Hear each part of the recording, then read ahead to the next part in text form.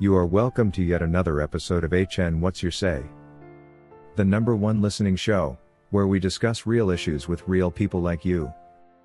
We are still featuring R. Kelly. Real name Robert Sylvester Kelly.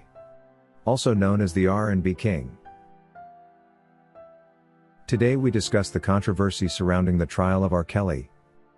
A case steeped in legal intricacies, polarizing opinions and claims that challenge the foundations of justice.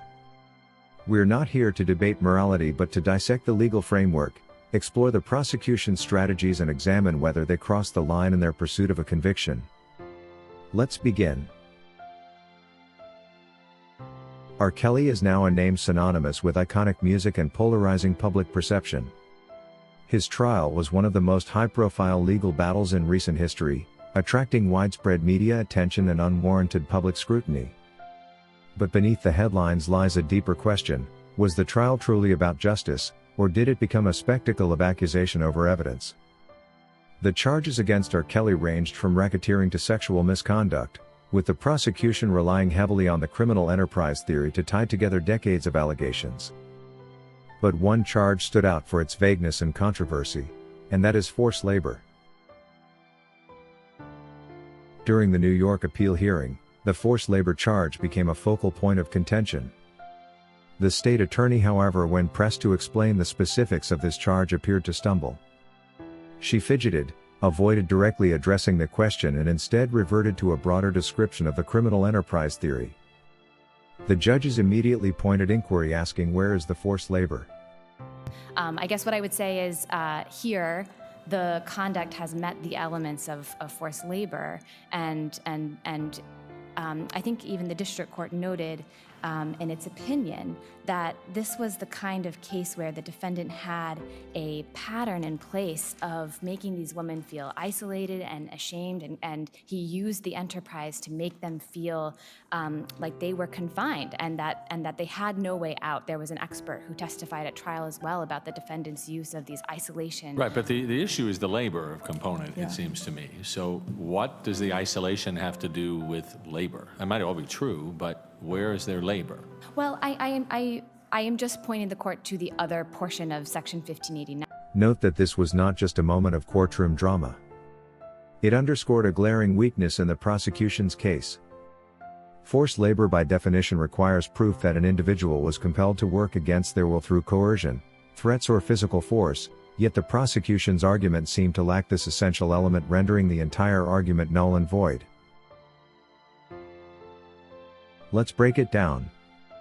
In their attempt to secure a conviction, the prosecution relied on testimonies from individuals who described their said experiences with R. Kelly.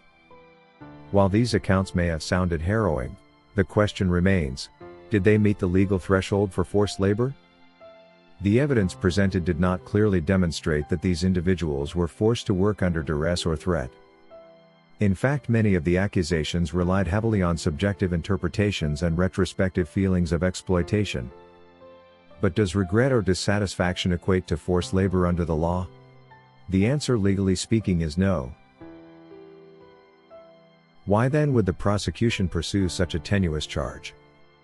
The answer lies in the broader strategy that was intended to frame R. Kelly as a serial abuser of the law, to baptize him a predator and cause him injustice by selling a narrative of criminality to the general public. Remember, they had already done a good job making him look bad through the production of the infamous series Surviving R. Kelly. Already prejudiced, R. Kelly could easily be framed like he violated multiple charges, and the naive and already compromised jury would believe. By framing R. Kelly as the leader of a criminal enterprise, they could weave together disparate allegations into a cohesive narrative. But this approach comes with risks. It blurs the line between criminal acts and morally questionable behavior, potentially leading to judicial overreach.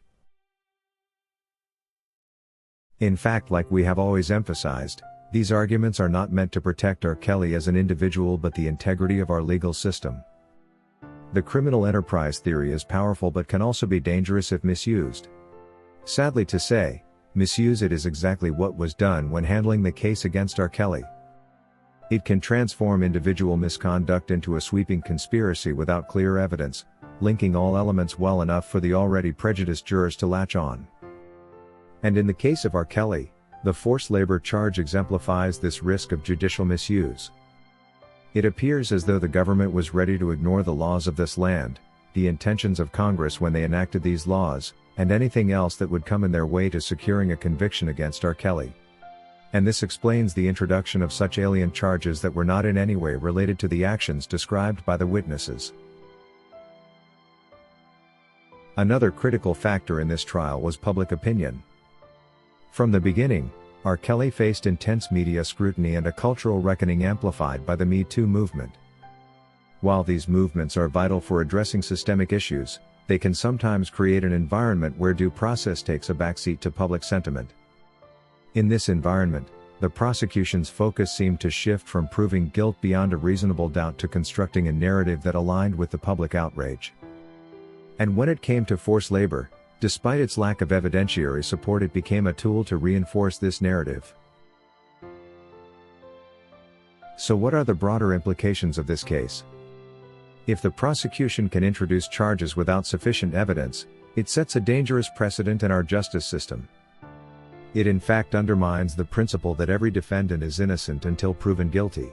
The forced labor charges were in fact forced into the case against R. Kelly, and that is why they became very difficult for the state attorney to defend during the New York appeal. The appeal judge's insistence on asking where is the forced labor was a reminder of this principle. It's a question that speaks to the very heart of our justice system, and that is, evidence over emotion and facts over fiction. This particular episode of HN What's Your Say is about holding our legal system accountable. It's about ensuring that prosecutions are based on solid evidence and not sensationalism or public pressure.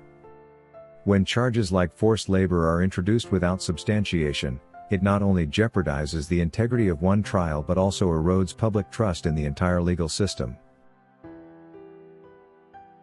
In conclusion, therefore, the R. Kelly trial as always raises critical questions about the balance between justice and the influence of public opinion on cases. While it's essential to hold individuals accountable for their illegal actions, if any, it's equally crucial to ensure that the legal process remains fair and impartial regardless of who is in the defendant's seat. The forced labor charge and the prosecution's inability to substantiate it is a stark reminder of the challenges we face in achieving this balance.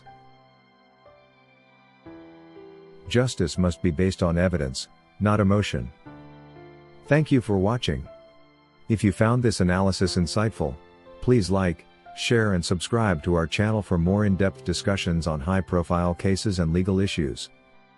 And as always, we welcome your thoughts in the comments section below. If you want to be featured in our video releases, send us your clips by emailing them to hnnewsroom242@gmail.com or use Google Drive for larger files.